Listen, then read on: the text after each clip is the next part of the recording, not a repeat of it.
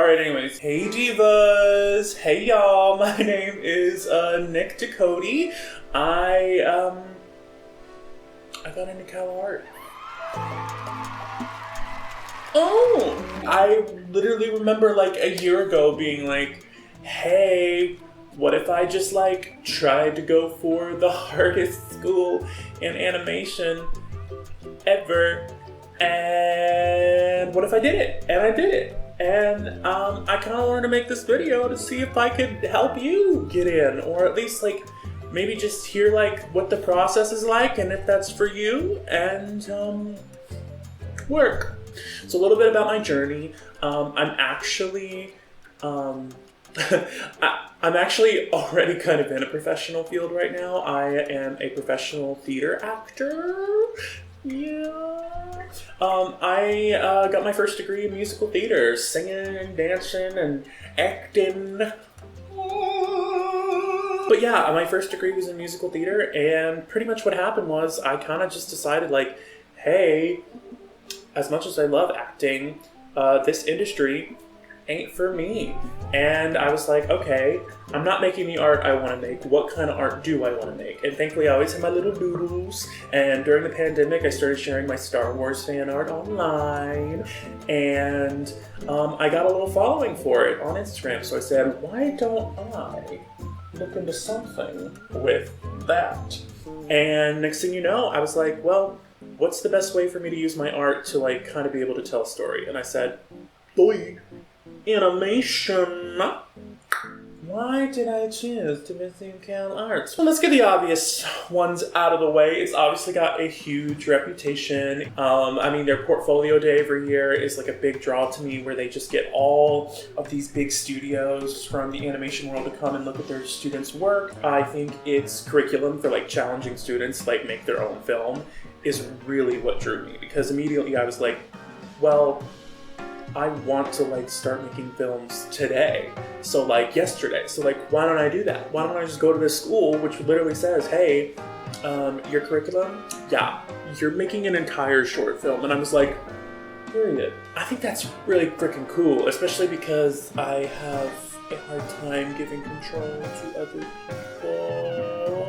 I mean, obviously, like, there's an entire internet culture surrounded around the school of, like, sketchbooks and this and that, but honestly, I just really wanted to make sure that I was going to a place that had a creative sense to it. Like, it wasn't just, hey, come here, give us your money. It's, hey, come here and, like, give us your money. Make art. Like, literally, like, just do nothing but make art, and that's what I want to do. So, I applied for the character animation program, but that makes it sound kind of simple. It was not very simple. It took a whole year of work to get where I am now, and I did everything that I could to make my portfolio, my sketchbook. Oh my gosh, if you hear that, that's my cat over there. Like, I tried really hard. I immersed myself in the culture around the school. I talked to accepted students. I talked to rejected students, students who got accepted and went on to different schools because that was more their vibe. I talked to as many people as I could. I talked to professors. I talked to people that I took extended studies with. I really wanted to know if this school was for me. And so I really did everything I could to get in. And at the end of the day, whether I got in or not, I know I would have been proud of the work that I made. If that makes sense? Like, I'm not doing it. I'm very happy that I got in. I really wanted to get in. But at the end of the day, I would have been happy regardless because of how much my art had grown. Okay? So let's talk about timeline, all right? So you may be watching this literally whenever in the future, and who knows, in a few years, this could be kind of outdated. Maybe CalArts completely does away with their current application process by the next year, in which case I hope I get a lot more views before then. So let's talk about the application process. So for me personally, I knew that this was a school that asked its students to already come in with a very high technical art skill. So the first thing that I saw everywhere for CalArts was life drawing. I really needed to get good at life drawing. So pretty much almost immediately, starting in January of 2023, I was like, okay, so I need to do figure drawings, I need to go out and draw things in life, all that stuff. So I just immediately started. I grabbed a few sketchbooks and just started drawing. Every week I was going to a figure drawing class. I was looking up online references. If I couldn't find a figure drawing class, I was drawing my friends, my family, anybody that I could. I was drawing all the time. It's good to start early for sure. So I would say if you're watching this at like anywhere from girl, be quiet, that's my cat. If you're starting anywhere from like January to like April, I think you're in a perfect position to start this process. Girl, this is not about you. Anywhere from January, I am going to hurt you. Okay, so this is just where she's going to sit for this next part. So if you're starting this application process in, let's say, January or April, you're probably in the best position because you have the most time to work on your application before it's due the next January, all right? So you're kind of in a great place. You can kind of take your time with developing your portfolio.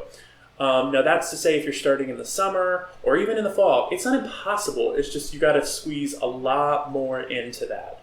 Oh, now you want to talk. Now, if you're starting in the winter, around like November or December, I'm gonna be real with you, you probably got an uphill battle going on to get you into that application period in January. So I say all that to say, not to dissuade you, by all means, prove me wrong. Nick, I'm watching the See You Later. I didn't do my portfolio until 2 weeks before, and I got it. So, and I would be like, work. Just know that once you get kind of that winter period, it might be a good idea to go ahead and plan ahead and start your application for the next year. By the way, you only have to pay the application fee once. A lot of people apply more than 1 year, and you only have to pay it once. Take it slow. It's better to present your best work and get in than to like have to rush it. You know what I mean? Like if you get in, you get in. But like, I wanted to make sure that I had enough time starting in January to develop my portfolio to the best of my ability. Now let's talk about the portfolio. So there's three parts. There's three parts to the portfolio. You've got your observational section, which has 2 parts in my opinion. I did it again. Just 2 parts in my opinion. You've got the figure drawings, which I do think are probably the most important part of the portfolio because from what I've been told by people in admissions or what I've been told by people in students and stuff, your whole portfolio might not even get looked at if your figure drawings aren't strong enough. So tips on figure drawings: make sure you're showing feet, hands, faces. Don't make it look like you're afraid to draw any part of the human body. Get diverse bodies in your work. Show big bodies, small bodies, people of different colors. I've seen a few people who got in who just did like pictures of people in like pirate gear. I think that was one of my future classmen. I'll pop their thing right up here. And then for the rest of your observational section, I think this is where you kind of get to show off your drawings of like spaces, of buildings, of rooms, of vehicles, of props. Just make sure that you show that you aren't afraid to draw anything in life. And now that we're kind of done talking about the observational section, let's talk about the creative section. I think the best idea is to pick a concept, to pick 1 or 2 characters to really highlight your ability to draw those 2 characters. Like I know in mine I had one that was called Margot and Diggs. I didn't really have a title yet for the show, but I had an idea of like this cyborg woman who had like a reconstructed cyber arm and her little like reprogrammed hound droid dog would be running around like a post-apocalyptic Texas. And I just kind of ran with that.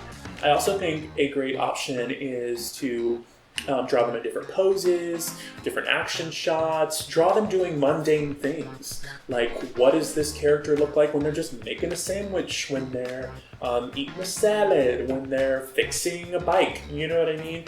Make sure that the grandness of like an action pose is still transferred into a like normal pose. Does that make sense? I hope it sounds like I know what I'm talking about. The sketchbooks. Now, everybody knows about CalArts sketchbooks. If you know anything about CalArts, the CalArts sketchbooks are everywhere. They are beautiful, they are amazing, they're fun to watch. chill out about the sketchbook. I'm going to say this so nicely. It is not as important as a lot of people make it out to be. And I think there's a lot of accepted students who would tell you that, especially the ones who tried to get in for several years, that they didn't get in until they realized that the sketchbook, while an important part of your application, is not anywhere near as important as your portfolio. I have seen people get in who have beautiful, amazing sketchbooks, and I've also seen people get in who just kind of look like very loose doodles, and both were perfectly fine because all it showed was that they were going out in life and life drawing. Which, by the way, my sketchbook is in my channel. I'm gonna put it here, maybe here, Evan. Evan's my editor. Everybody say hi, Evan. So yeah, your sketchbook, I would just say don't go crazy with it.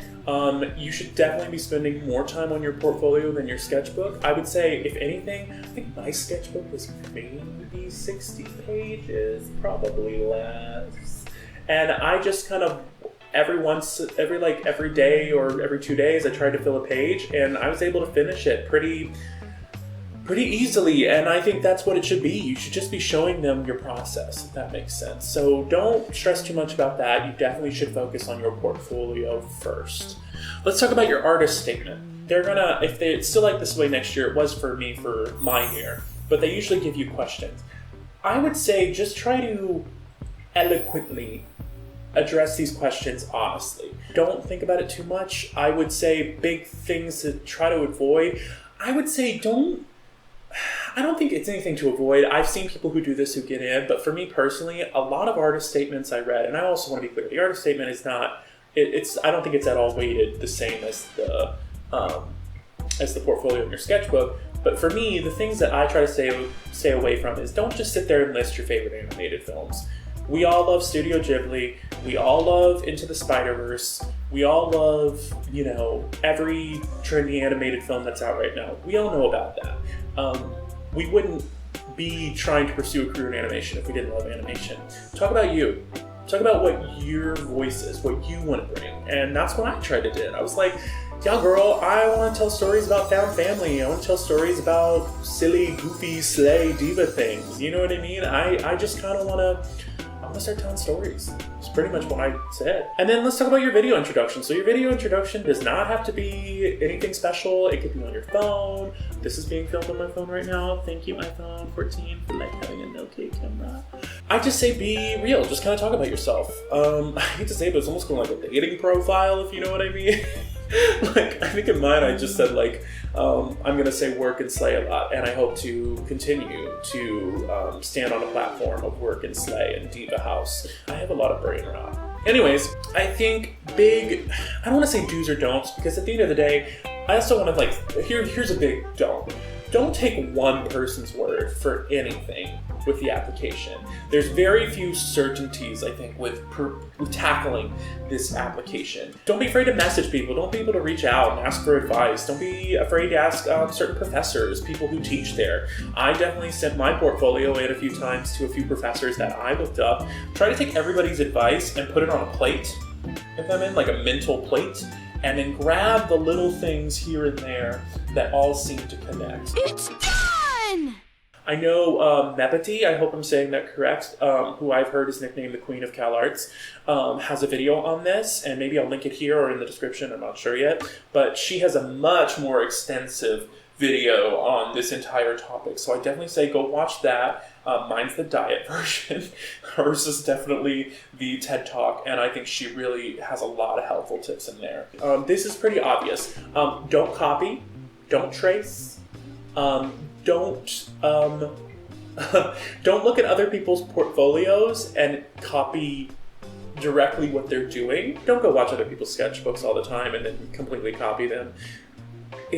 Guys, it's a whole industry on YouTube at this point for the CalArts sketchbooks, okay? It's okay to be like, oh, I kind of am lost on this page and I kind of need a quick inspiration. So you go watch a few sketchbook videos and you get some inspiration. But don't feel like you have to copy exactly what they're doing. You are just as creative as anybody who goes to any art school, any place in the world. You can create amazing things. I know you can. Big do's, life drawing, You're literally, even if you don't get in, if you have a year of life drawing under your belt, your art is going to get so good. It's going to be so great at the end of the year. Do love yourself. There's that. Art is a hard industry to be in, whether you're doing performance, which I have experience with, whether you're doing performance, whether you're doing visual art, whether you're doing music, any type of art is a hard industry to break into. And at the end of the day, we are little flesh bags walking around on a floating rock in the sky. You have one life to live. Do what makes you happy and pursue what makes you happy. And remember that at the end of the day, the fact that you can create art is a beautiful thing. So be proud of whatever you make, because bitch, you should be. Like literally, even if you just do a little like stick figure, bitch, be proud of that. Be proud. Love that stick figure like you love yourself. I think what's most important is just showing your own perspective on things and your own voice. So at the end of the day, I think that's more important to show than necessarily being like, oh, I have a hands piece that you see in every portfolio, or I drew feet, or I drew this model in this pose. Like, just draw what you want. Make sure you're still hitting a few things, but like, show your talent and your voice, and I think that'll carry you farther than anything else. So yeah, at the end of the day, I hope all of my advice helped. I hope you enjoyed it, and just remember, like, more than anything, continue to love yourself. Loving yourself is a full-time job. It never ends, but it'll help you be a better artist, a better person, and it'll help you love the people around you more. So work, diva, slay. Okay,